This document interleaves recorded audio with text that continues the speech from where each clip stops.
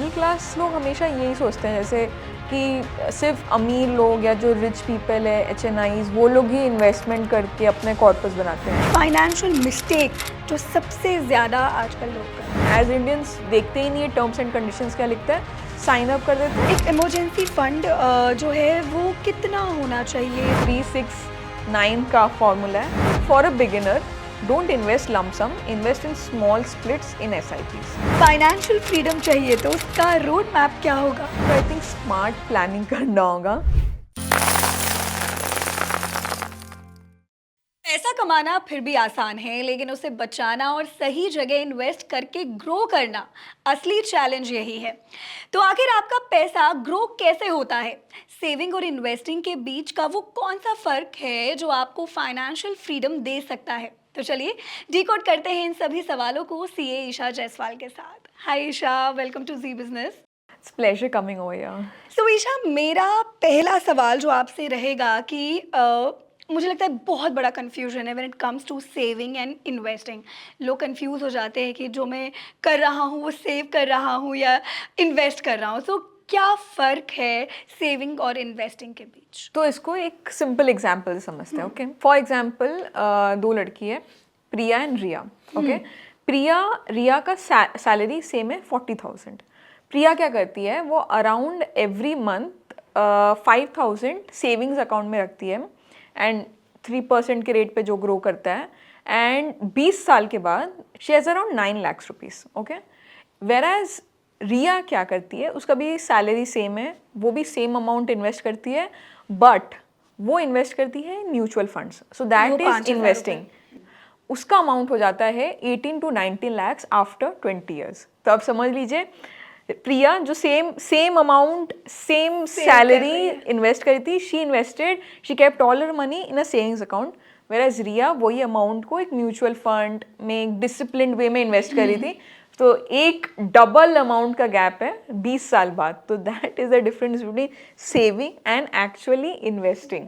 अब अगर हम आज की जनरेशन की बात करें, व्हाट डू यू थिंक कि आजकल के जो यंग प्रोफेशनल्स हैं वो फाइनेंस को लेकर या एक फाइनेंशियल मिस्टेक जो सबसे ज़्यादा आजकल लोग कर रहे हैं? आई थिंक सबसे बड़ा मिस्टेक जो वो करते हैं, वो मोस्टली अपना इंश्योरेंस, जब इंश्योरेंस को एजेंट कॉल करता है तो वो लोग बहक जाते हैं। वो लोग को समझ नहीं आता है कि वो लोग को जो प्रोडक्ट बेचा जा रहा है, क्या वो प्रोडक्ट एक्चुअली उनके लिए फ़ायदेमंद है, both in terms of finance and taxation.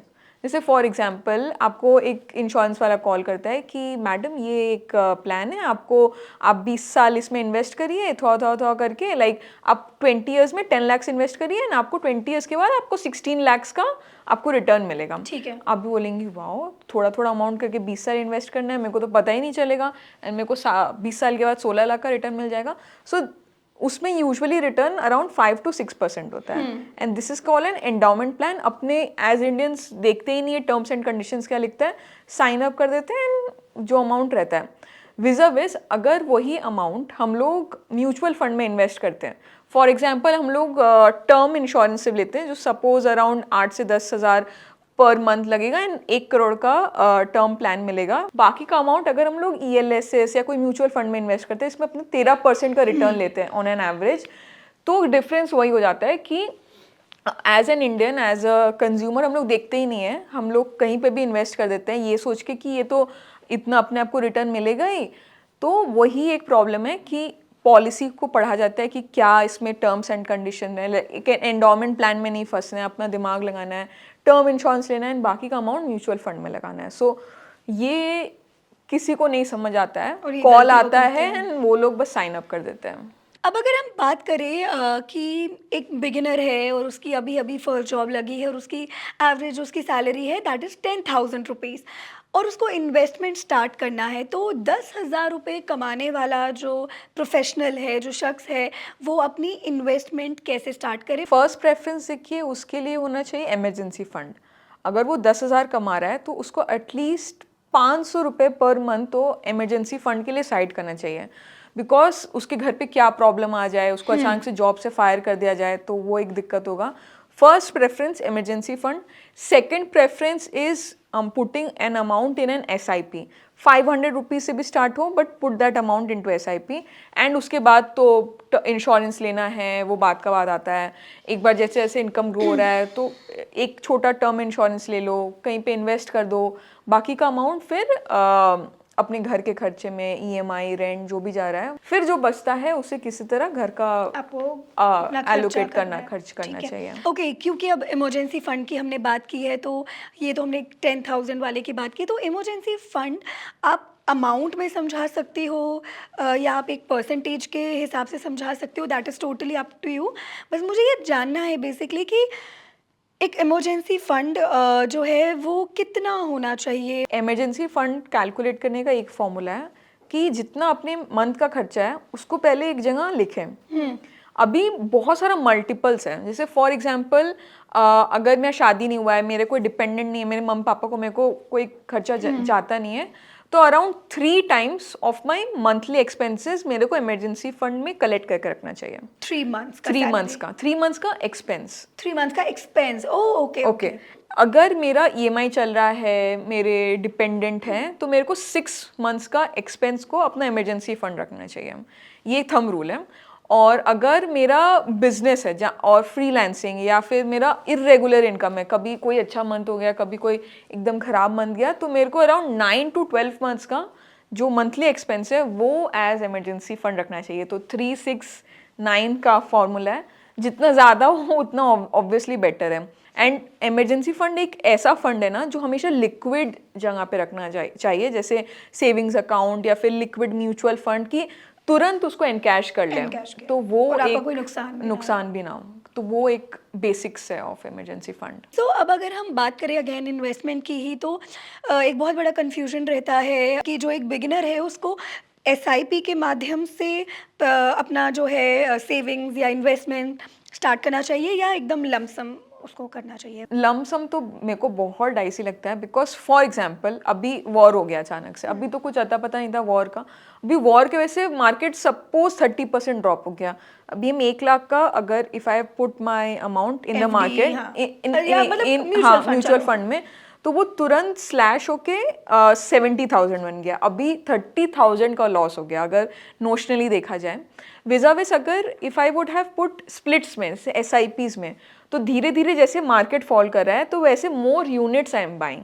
तो वैसे कम दाम में I am buying more units. जब मार्केट थोड़ा स्टेबल हो जाएगा तो वो सब यूनिट्स जिसका मे बी 10 रुपया दाम था अभी, वही जाके 15 रुपया हो जाएगा. तो I think for a beginner, don't invest lump sum, invest in small splits in SIPs. So that would be my suggestion. Okay, so now tax से रिलेटेड बात करते हैं. टैक्स सेविंग में आपको क्या लगता है सबसे ज़्यादा लोग क्या गलती करते हैं टैक्स सेविंग के नाम पर? सबसे बड़ा गलती अगर बोला जाए तो है लोग जो सारा डिडक्शंस हैं वो जाके मार्च एंड में लेते हैं, जब उनको HR से मेल आता है कि मेरे को सारे इन्वेस्टमेंट प्रूफ दो. वो सबसे बड़ा गलती है कि वो लोग मार्च में करते हैं. उनको स्टार्टिंग ऑफ द ईयर जैसे अप्रैल मई में ये सब कर देना चाहिए, बिकॉज एक तो ये भी लॉस हो रहा है, क्या बोलते हैं, इंटरेस्ट लॉस हो रहा है. अब मार्च में कर रहे हैं वो सेम चीज़ अगर अप्रैल में करते तो वो बचा हुआ जो 11 या 10 मंथ्स का होता था तो वो इंटरेस्ट मेरे को रीप होता. तो I think that's the biggest fall. And I think the second fault which people do majorly old regime वाले लोग के लिए, कि वो लोग सेक्शन 80C में बहुत कुछ इश्यूज के वजह से वो लोग ट्रिप कर जाते हैं, बिकॉज ऑफ विच वो लोग जैसे कुछ चीज़ का फ़ायदा नहीं उठाते. जैसे फॉर एग्जांपल लोग समझते हैं कि 80C अगर मेरा वो 1.5 लाख का ब्रैकेट होता है, वो अगर ख़त्म हो गया आई कांट टेक. एक और सेक्शन है जिसमें 50,000 का एक और एक्सेस डिडक्शन मिलता है, which is NPS, which is section 80CCD 1B करके एक है. तो पीपल डोंट रिकग्नाइज कि वो भी एक पर्टिकुलर स्कोप है जहाँ पे जो 1.5 लाख का सेविंग्स हो रहा था, 1.5 लाख इंटू 30%, वो 2 लाख इंटू 30% हो सकता था. 2 लाख, हाँ, तो 50,000 वो चीज़ एक प्रॉपर टैक्स प्लानिंग है जो लोग मिस कर जाते हैं. वो आई थिंक अगर ध्यान दिया जाए तो काफ़ी टैक्स बच सकता है. अब मुझे ये जानना है कि जब इन्वेस्टमेंट की हम बात करते हैं तो म्यूचुअल फंड्स एंड एफडी, ये दोनों जो है किस सिचुएशन में क्या सही है? मतलब म्यूचुअल फंड किस सिचुएशन में करना चाहिए लोगों को और एफडी किस सिचुएशन में, मतलब इसके लिए क्या है, मतलब what has to be the preference? Preference would be, see if I am looking कि अगर मेरे को लॉन्ग टर्म वो अमाउंट को रखना है, so mutual fund. If the same thing goes कि मेरे को short term like less than 3 years के लिए वो अमाउंट को इन्वेस्टेड रखना है, सो एफडी. एक बहुत बड़ा टॉपिक है और इसको लेकर भी अगेन बहुत ज़्यादा डिबेट रहती है, इंश्योरेंस. सो इंश्योरेंस क्या है? ये एक इन्वेस्टमेंट है क्या? इसको इन्वेस्टमेंट समझना गलत है या ये खर्चा ही है? It's a very ambiguous answer. अभी इंश्योरेंस को 2 तरीका से मार्केट में बेचा जा रहा है. एक है यूलिप, मतलब कि उसमें इंश्योरेंस भी है एंड इसमें इन्वेस्टमेंट भी है. अभी वो पर्टिकुलर प्रोडक्ट थोड़ा ख़राब होता है बिकॉज उसका उतना वे में रिटर्न नहीं आता है. So what would any financial prudent, if I would give an advice to you कि कैसे उसको एलोकेट करना चाहिए, कि अपने को टर्म इंश्योरेंस लेना चाहिए जहाँ पे वो जो अमाउंट आई एम गिविंग वो पूरा पूरा मेरे इंश्योरेंस के लिए है. यूलिप के साथ उसको मर्ज नहीं करेंगे. यूलिप इज़ जहाँ पे इंश्योरेंस और इन्वेस्टमेंट को मिला के प्रोडक्ट बेचा जाता है. बट अपने को वो वाले ट्रैप में नहीं जाना है. अपने आपको इंश्योरेंस लेना है. It's an investment only. Because अगर फॉर एग्जाम्पल कुछ बुरा हो गया, अगर वो सोल अर्निंग पर्सन है उस घर पे, तो उसके फैमिली एकदम डिस्टर्ब हो जाएगा पूरा earning cycle. So this is an investment. but हाँ, how to buy an insurance, that is completely a new thing. कि buy a term insurance, don't merge it with a ULIP, and अलग से जो amount बच जा रहा है, invest that in a ELSS scheme or in a mutual fund scheme, जो भी tax benefit wise best है वहाँ पे invest करना चाहिए. एंड जो नॉर्मल हमारे हेल्थ इंश्योरेंस रहते हैं उसको लेकर? Health insurance is a must. क्योंकि हॉस्पिटल्स का बिल, आप अगर 2-3 दिन के लिए if you get admitted you get a 1 lakh 2 lakh bill, तो उतना पे करना पॉसिबल नहीं रहता है because a major part of the income goes into that. तो मेरे हिसाब से वो जो हेल्थ इंश्योरेंस होता है, मेडिक्लेम जिसको बोला जाता है, तो वो बहुत सारा पोर्शन कवर अप कर लेता है. तो as a consumer, as a patient, मेरे लिए बर्डन थोड़ा कम हो जाता है. तो मेरा एक it's a like a cover, safety net. Okay Isha, अब बात करते हैं अगेन इन्वेस्टमेंट पे ही. लेट्स जस्ट से अगर मैं आपको एक 20,000 का अमाउंट देती हूँ और मैं आपको कहती हूँ कि Isha this is the 20,000 amount और मुझे इसको इन्वेस्ट करना है अलग अलग जगह, मतलब मैं हर महीने इन्वेस्ट कर सकती हूँ. So if I am giving you 20,000 rupees, how would you allocate it? So पहले तो मेरे हिसाब से उसका 10% आप साइड कर लीजिए इमरजेंसी फंड के ठीक लिए. है. ऑल्दो वो इन्वेस्टमेंट नहीं है, बट वो अगर डिस्ट्रप्शन हुआ तो that would be your help. तो वो 2,000 अलग कर दीजिए. You get 18,000 left. नाउ 18,000 का अपने को अलग अलग रेशियोज में डिवाइड करना होगा. कुछ जो थोड़ा लिक्विड फंड्स हो, जो थोड़ा नॉन लिक्विड हो. अभी नॉन लिक्विड में जो मेरे को ज़्यादा टाइम ज़रूरत नहीं पड़ेगा, like I will be requiring it after 3 to 5 years, तो put it in SIPs, put it in mutual funds. बचा हुआ I think we had 18, we put 10 over there. 8,000 put it in some liquid funds. Liquid mutual funds also are there. Put in some amount in FDs. Like for example, अगर मेरे को कुछ purchase करना हुआ तो मेरे पास अगर वो स्वीप इन स्वीप आउट वाला FDs है, वहाँ पर भी रखने से I get around 7.5% interest rate. So put in, मतलब पूरा अपने अमाउंट को इस वे में आप डाइवर्सिफाई करिए. इमरजेंसी फंड अलग करिए. जो बचा हुआ अमाउंट है उसको एक कोर या फिर लॉन्ग टर्म जहाँ से मेरे को विड्रॉ नहीं करना होगा, put it into that. And secondly put it into some amount in the liquid funds, जहाँ से यू से लिक्विड डेट फंड्स हो गया. अभी इफ़ यू से in the long term gold हो गया, म्यूचुअल फंड्स हो गया, ब्लू चिप कंपनीज है उसमें इन्वेस्ट कर दो, depending on how you do your research. हाँ, एंड ऐसे करके मतलब पूरा स्कीम रहेगा ओवर द टाइम. सो इस तरीके से तो मैं इन्वेस्ट कर लूँगी, बट अब अगर मुझे फाइनेंशियल फ्रीडम चाहिए तो उसका रोड मैप क्या होगा? फाइनेंशियल फ्रीडम चाहिए तो आई थिंक स्मार्ट प्लानिंग करना होगा. फ्रीडम तभी होता है कि मेरे को टेंशन नहीं रहता है कि अरे ये अगर ये हो गया तो वो क्या होगा, अरे ये अगर घर पे कोई बीमार हो गया तो मेरे को सब पता है कि इंश्योरेंस है, कवर अप हो जाएगा, टर्म इंश्योरेंस है, कवर अप हो जाएगा, हेल्थ इंश्योरेंस है, कवर अप हो जाएगा। अगर इन्वेस्टमेंट वाइज भी अगर मेरे को अगर बड़ा एक कॉर्पस अमाउंट है, मेरे को घर लेना है या कहीं अच्छा अमाउंट इन्वेस्ट करना है, तो मेरे को पता है कि ये एक अमाउंट ऑफ कॉर्पस है जो हर मंथ मेरे सैलरी या मेरे इनकम से कट होके निकल रहा है। तो I think smart planning is financial freedom, मतलब फ्रीडम इसकी मेरे को सोचना ना हो। तो if कल you को put- कुछ भी हाँ, हो जाए, जैसे कोविड लाइक सिचुएशन आ जाए, तो मेरे पास हाँ, cover है। मैं कवर्ड हूँ या मैं टेंशन फ्री हूँ। Okay, great. Okay, so now the last question, वो एक एडवाइस, एक फाइनेंशियल एडवाइस जो आप हर मिडिल क्लास फैमिली को या जो भी एक मिडिल क्लास अर्नर है उसको आप देना चाहते हैं या उनको फॉलो ज़रूर करनी चाहिए। आई थिंक मिडिल क्लास लोग हमेशा यही सोचते हैं जैसे कि सिर्फ अमीर लोग या जो रिच पीपल है, HNIs, वो लोग ही इन्वेस्टमेंट करके अपने कॉर्पस बनाते हैं। आई थिंक वो सोच से अपने आप को उभरना होगा।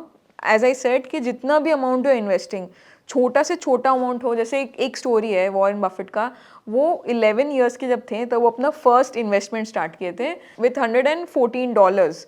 तो उस टाइम पे 11 ईयर्स में he started with a very small amount.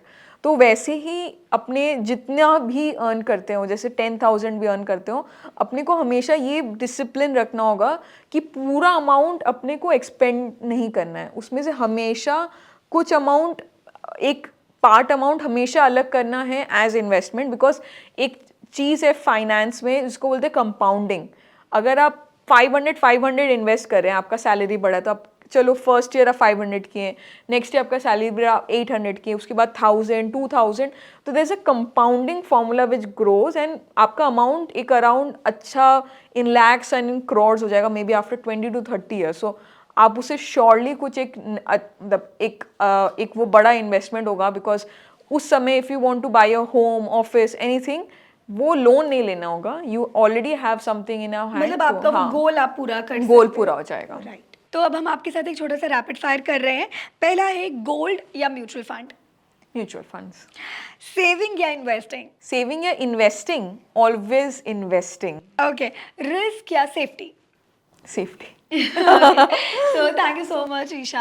It was really enlightening conversation with you, and I'm sure investing, saving, इसमें क्या difference है और हमारे लिए क्या बेहतर है और किस तरीके से हम अपने पैसे को allocate कर सकते हैं एक स्मार्ट तरीके से। आई गेस ये सारे सवालों के जवाब हमें इस वीडियो में, इस कॉन्वर्सेशन में मिल गए हैं, लेकिन इसके अलावा कुछ और ऐसे सवाल हैं इन्वेस्टिंग से जुड़े या फाइनेंस से जुड़े जो आप जानना चाहते हैं, हमें कमेंट्स में ज़रूर बताएं। एंड ऐसे ही वीडियोस के लिए कीप वॉचिंग ज़ी बिजनेस।